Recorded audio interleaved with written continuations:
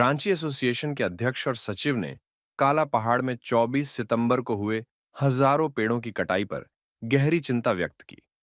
Association के प्रतिनिधि तुरंत घटनास्थल पर पहुंचे और स्थिति का निरीक्षण किया।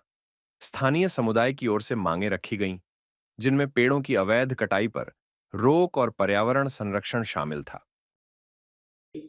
24 तारीख को जो घटना घटी थी काला पहाड़ में, जो 4 आदिवासी परिवारों का, जो छोटा नागपुरी आदिवासी हैं, उन परिवारों का जो 3000 से ज़्यादा पेड़ कटिंग का मामला सामने आया था। और 25 तारीख को हमने इसी प्रांगण में हमारे रांची स्टेशन के ऑफिस में ही एक प्रेस कॉन्फ्रेंस दिया था। और उसके बाद हम तुरंत पहुंचे वहां पे और वहां लोगों से मिले और अधिकारियों से भी मिले। वहां क्या बात हुआ इस विषय में हम आज हमारे द्वीपवासियों को बताने के लिए दोबारा से यूट्यूब में आए हैं। जैसा कि आप सबों को मालूम है कि काला पहाड़ 27 किलोमीटर में सुपारी पेड़, केला पेड़ का कटिंग हुई है।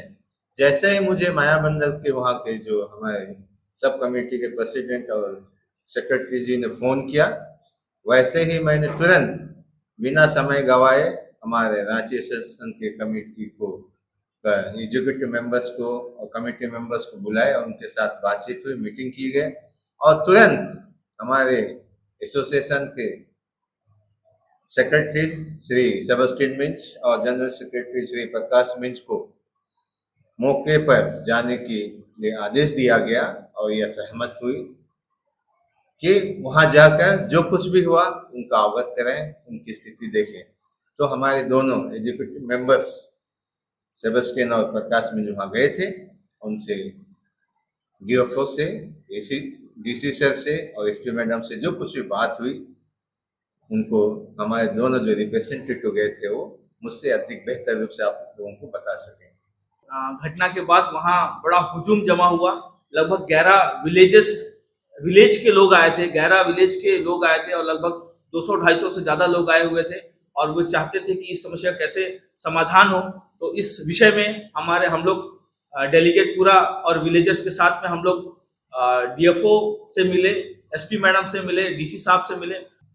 जबकि इतनी बड़ी घटना हुई, वहां पे हमारा डेलीगेट गया, क्या बातें हुई, इसको अंडमान निकोबार की जनता के सामने लाने के लिए आप आए, आपको और एक बार बहुत बहुत धन्यवाद। देखिए, ऐसा है कि जो घटना काला पहाड़ 27 किलोमीटर में हुई, बहुत ही अमानवीय घटना थी। क्योंकि एक सुपारी पेड़ को बड़ा करने में क्या तकलीफ होता है, एक ग्रामीण व्यक्ति बता सकता है, एक मजदूर बता सकता है कि एक सुपारी पेड़ को जिंदा करना कितना मुश्किल होता है।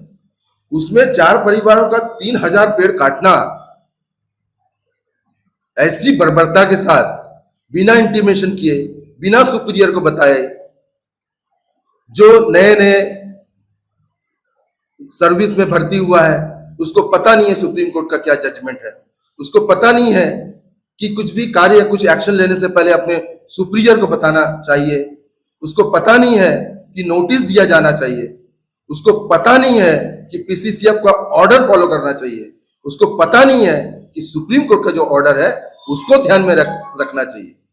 जो घटना हुई बहुत ही अमानवीय घटना हुई, जिसकी वजह से जो आक्रोश और जन सैलाब मायाबंदर में जमा हुआ, उसी की वजह से उन्होंने हमें बुलाया। तो तुरंत रांची स्टेशन का तरफ से हमारे सेक्रेटरी और मैं खुद वहां पे गए और जो लोग आक्रोशित होकर डीएफओ साहब के वहां घेराव करने वाले थे, लेकिन हमने मना किया। हमारे वहां के एसएचओ साहब ने मुझे फोन किया कि कहीं कोई अप्रिय घटना ना हो जाए, तो हमने आश्वासन दिया कि हमारे लोग बड़े शांति प्रिय लोग हैं, ऐसी कुछ भी घटना नहीं होगी। लेकिन जब पेट में मार आती है तो लोगों का गुस्सा तो फूट के आएगा, क्योंकि आज 4 जन के साथ हुआ, 4 परिवार के साथ हुआ, कल 40 के साथ होगा, परसों 400 के साथ हो सकता है। इसलिए तमाम जो गांववासी हैं और वहां के रिप्रेजेंटेटिव हैं, उन लोग वहां पे जमा हुए और लगभग 200 से 300 लोग, काउंटिंग तो हम किए नहीं, लेकिन मुझे लगा कि 200 से 300 लोग वहां पे जमा हुए। जमा होने के बाद हमने भीड़ को शांत किया और उनके डेलीगेट्स को लेकर के डीएफओ साहब से मुलाकात की। सबसे आश्चर्य वाली बात यह हुई कि डीएफओ साहब को पता नहीं था इस बारे में कि वहां पे जो है 3000 पेड़ को काटा गया। बाद में उन्हें पता चला। ये बड़ी दुखद बात हुई कि एक बाबू के द्वारा ऐसी कोई घटना किया जाता है और अपने सुपीरियर को नॉलेज में नहीं डाला। खैर, जो भी हुआ, लेकिन उन्होंने यह आश्वासन दिया कि आने वाले दिनों में ऐसी कोई भी घटना नहीं हुई।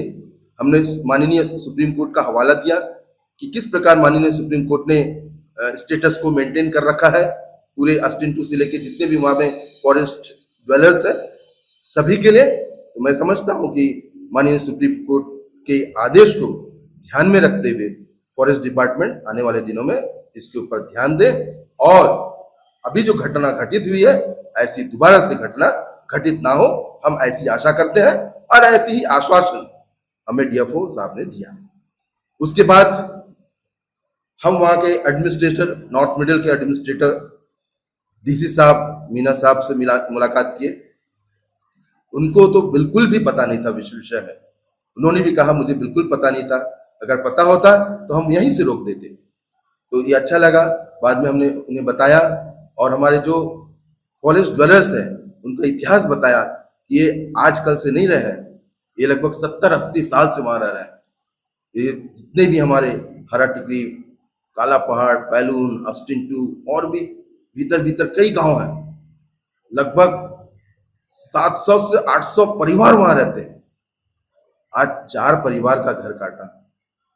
मैं समझता हूं अगर 40 का काटा होता या 400 का काटा होता तो ये आक्रोश को संभालना रांची स्टेशन के लिए बहुत मुश्किल होता। लेकिन डीसी साहब बोले कि इतने लोगों को धूप और बारिश में आए, हम बोले डीसी साहब इनको जो तकलीफ हुआ है कल क्या ठिकाना, इनके साथ हुआ, आने वाले दिनों में बाकी लोगों के साथ भी होगा।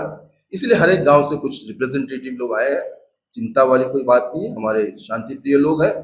और डीसी साहब के आश्वासन के तुरंत बाद उन्होंने डीएफओ साहब को फोन किया कि इमीडिएटली जो भी बाबू के द्वारा एक कार्रवाई की गई है उसका तुरंत तबादला किया गया और साथ में ये आश्वासन भी दिया कि आने वाले दिनों में ऐसी कोई भी घटना नहीं होगी। इसके लिए हम डीसी साहब को बहुत बहुत धन्यवाद देना चाहते हैं।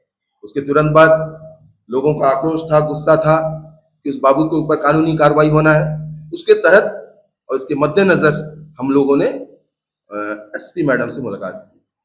हमें आश्चर्य तब हुआ कि जिन परिवारों का घर कटा है उसमें अनुज नाम का एक परिवार है, उसके घर पे एसपी मैडम विजिट कर चुकी है। देखिए, ये हमारे लोग जो रहते हैं फॉरेस्ट ड्वेलर्स, ये अंडमान के लिए जो बॉर्डर का सिक्योरिटी का काम करते हैं, जैसे मान लीजिए हरा टिकरी है, बर्मा चाड़ है, जो पोचर्स आते हैं इनके डर की वजह से नहीं आते हैं, क्योंकि जैसे ही वो एंट्री करेंगे सबसे पहले हमारे लोगों को भनक होगा और हमारे लोग जो है पुलिस डिपार्टमेंट या फॉरेस्ट डिपार्टमेंट या कोस्ट गार्ड को बता देते हैं। तो अगर हम इनडायरेक्टली बोलें या कहें और ऐसा सोचें तो मैं समझता हूं कि ये हमारे जो लोग वहां पे बसे हैं ये तो अंडमान निकोबार की सुरक्षा कर रहे हैं और आज से नहीं 70-80 वर्षों से। अब जीविका उपार्जन के लिए वहां अगर 2 पेड़ लगा के पेट अपने बच्चों का पेट पालने के लिए रह रहे हैं, तो ऐसी स्थिति में उनके फले फूल और सुपारी पेड़ जो कि आने वाले दिनों में फल देता था, इनको काट के उनके पेट और प्लेट में नुकसान पहुंचा है। इसकी हम कड़े शब्दों में निंदा करते हैं और साथ साथ कानूनी कार्रवाई करते हुए हमने एसपी मैडम को एफआईआर दर्ज करवाने के लिए एक चिट्ठी दिया है कि तुरंत इसके ऊपर उस व्यक्ति के ऊपर जिन्होंने यह घृणित कार्य, अमानवीय कार्य किया है, उसके ऊपर SC/ST एट्रोसिटी एक्ट 1989 के तहत तुरंत एफआईआर दर्ज हो और उसके ऊपर कार्रवाई हो। एसपी मैडम ने भी हमें आश्वासन दिया है। देखते हैं आने वाले दिनों में उसके ऊपर कानूनी कार्रवाई क्या हो सकती है। अगर पुलिस प्रशासन अगर उनके ऊपर केस नहीं दर्ज करती है तो माननीय न्यायालय से हम इसकी गुहार करेंगे और माननीय न्यायालय के द्वारा हम अपने लोगों को न्याय दिलाने की कोशिश करें।